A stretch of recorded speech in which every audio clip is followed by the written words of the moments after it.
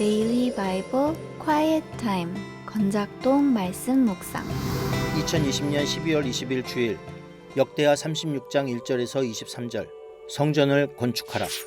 그 땅의 백성이 요시야의 아들 여호아하스를 세워 그의 아버지를 대신하여 예루살렘에서 왕으로 삼으니 여호아하스가 왕위에 오를 때의 나이가 23세더라.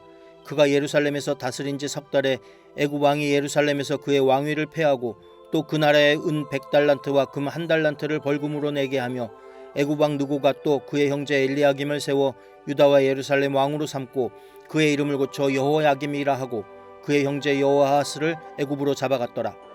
여호야김이 왕위에 오를 때 나이가 25세라. 예루살렘에서 11년 동안 다스리며 그의 하나님 여호와 보시기에 악을 행하였더라. 바벨론 왕 느부갓네살이 올라와서 그를 치고 그를 쇠사슬로 결박하여 바벨론으로 잡아가고 느부갓네살이 또 여호와의 전 기구들을 바벨론으로 가져다가 바벨론에 있는 자기 신당에 두었더라. 여호야김의 남은 사적과 그가 행한 모든 가증한 일들과 그에게 발견된 악행이 이스라엘과 유다 열왕기에 기록되니라. 그의 아들 여호야긴이 대신하여 왕이 되니라. 여호야긴이 왕위에 오를 때의 나이가 8세라. 예루살렘에서 석 달 열흘 동안 다스리며 여호와 보시기에 악을 행하였더라. 그 해에 느부갓네살 왕이 사람을 보내어 여호야긴을 바벨론으로 잡아가고 여호와의 전에 귀한 그릇들도 함께 가져가고 그의 숙부 시드기야를 세워 유다와 예루살렘 왕으로 삼았더라. 시드기야가 왕위에 오를 때의 나이가 21세라. 예루살렘에서 11년 동안 다스리며 그의 하나님 여호와 보시기에 악을 행하고 선지자 예레미야가 여호와의 말씀으로 일러도 그 앞에서 겸손하지 아니하였으며 또한 느부갓네살 왕이 그를 그의 하나님을 가리켜 맹세하게 하였으나 그가 왕을 배반하고 목을 곧게 하며 마음을 완악하게 하여 이스라엘 하나님 여호와께로 돌아오지 아니하였고 모든 제사장들의 우두머리들과 백성도 크게 범죄하여 이방 모든 가증한 일을 따라서 여호와께서 예루살렘에 거룩하게 두신 그의 전을 더럽게 하였으며 그 조상들의 하나님 여호와께서 그의 백성과 그 거하시는 곳을 아끼사 부지런히 그의 사신들을 그 백성에게 보내어 이르셨으나 그의 백성이 하나님의 사신들을 비웃고 그의 말씀을 멸시하며 그의 선지자를 욕하여 여호와의 진노를 그의 백성에게 미치게 하여 회복할 수 없게 하였으므로 하나님이 갈대아 왕의 손에 그들을 다 넘기심에 그가 와서 그들의 성전에서 칼로 청년들을 죽이며 청년 남녀와 노인과 병약한 사람을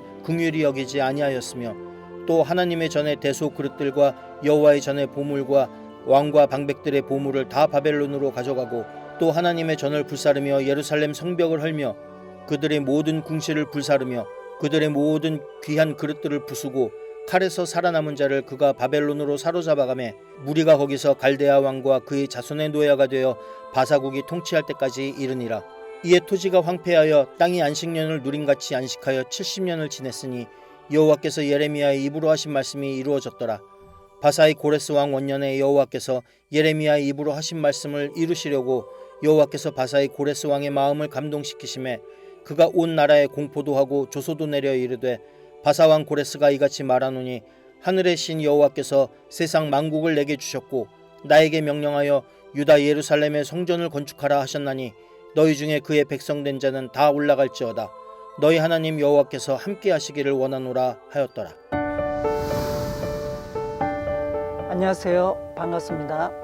저는 광양 신광교회를 섬기는 목사 공세현입니다. 성전을 건축하라는 제목으로 묵상을 나누도록 하겠습니다. 요시야 왕이 죽으면서 유다도 함께 죽었습니다. 그의 죽음으로 개혁은 멈추고 신속하게 악한 길로 돌아섰습니다. 4명의 왕이 23년 동안 통치했습니다.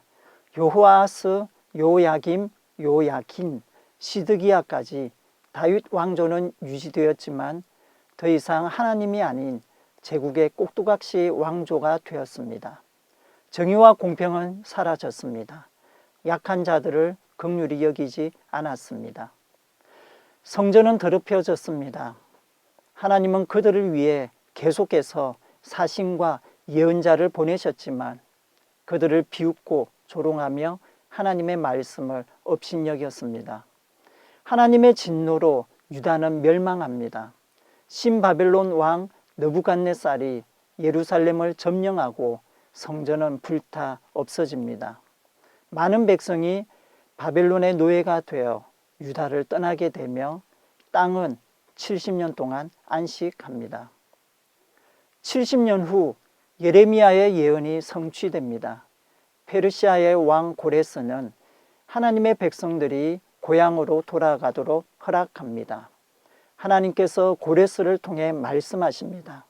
유다 예루살렘의 성전을 건축하라. 유다의 멸망이 하나님의 패배는 아닙니다.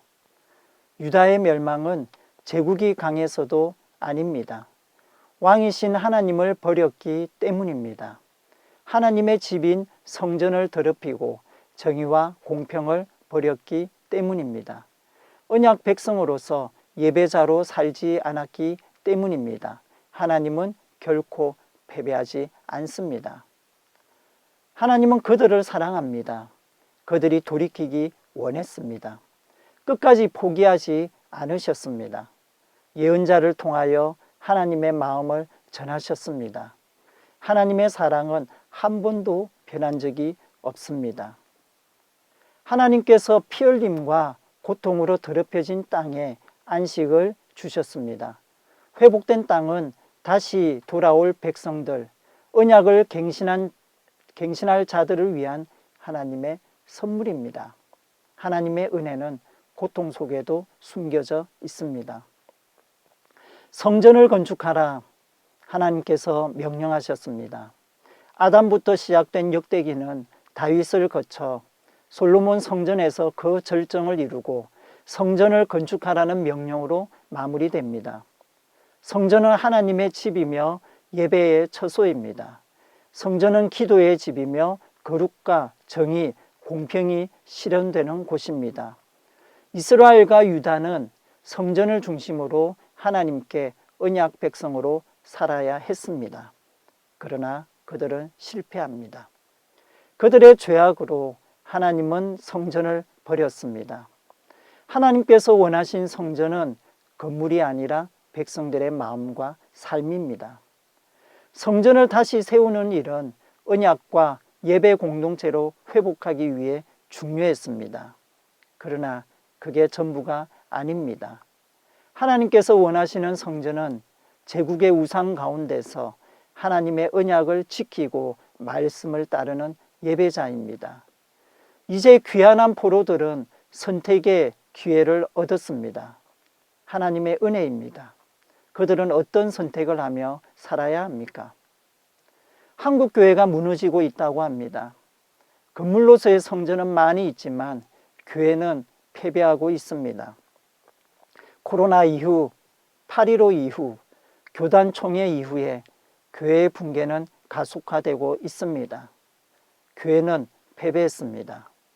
그러나 하나님은 패배하지 않습니다.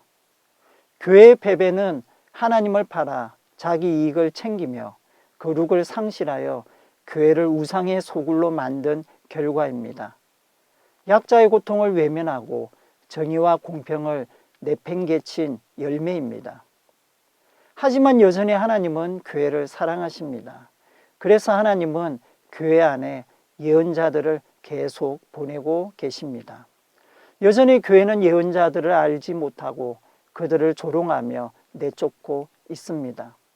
그러나 하나님은 계속 예언자를 보내십니다. 그래서 하나님의 말씀을 대언할 예언자를 지금도 찾고 계십니다. 성전을 건축하라는 명령은 무너지는 교회와 사회 속에서 대안이 되기 원하는 하나님의 음성으로 들립니다. 하나님의 간절한 마음, 긍휼의 마음, 다시 회복되기 원하시는 마음의 소리로 들립니다. 제게 들리는 소리는 습관을 따라 살지 말라는 경고이며 세상과 교회의 주류에 휩쓸리지 말라는 주의로 들립니다. 일상의 예배자로 성전으로 살아라고 설교만 하지 말고 몸으로 예배하라는 질책으로 들립니다. 거창한 구호와 관념에 빠져 스스로 개혁자인 것처럼 예언자처럼 굴지 말고 설교를 듣는 교인들이 공감하도록 살아라는 충고로 들립니다. 제 몸이 성전이며 성전되기를 원합니다. 오늘도 묵상 나눔을 들어주셔서 감사드립니다. 그리스도의 평안이 여러분과 함께 있기를 원합니다.